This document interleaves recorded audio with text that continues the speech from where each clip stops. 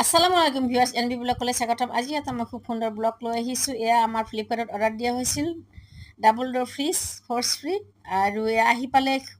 আৰু বৰষুণ খুবেই দি আছিল, কিনকিনীয়া বৰষুণ, আৰু আমাৰ লগতে বহুতৰে আছিলে কিবা কিবি ফ্ৰিজ গিটাৰ এনেদৰে সিহঁতে কভাৰ কৰি লৈ আহিছে। আৰু অলৰেডি নমাই অনা হ'ল ফ্ৰিজটো।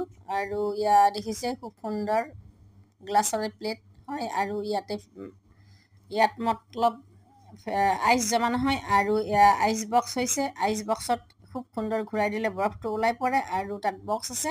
পানী জমা হ'লে সেই বক্সতে থাকিব, ফ্ৰিজত অট'মেটিক আহি নপৰে।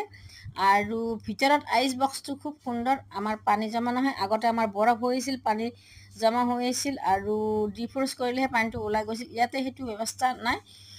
খুব সুন্দৰ, আমি ডিফ্ৰষ্ট কৰিব নালাগে, পানী বৰফ জমা নহয়, আৰু অট'মেটিক হয়। এইটো খুব সুন্দৰ আৰু খুব ওখ আছে, দীঘল আছে।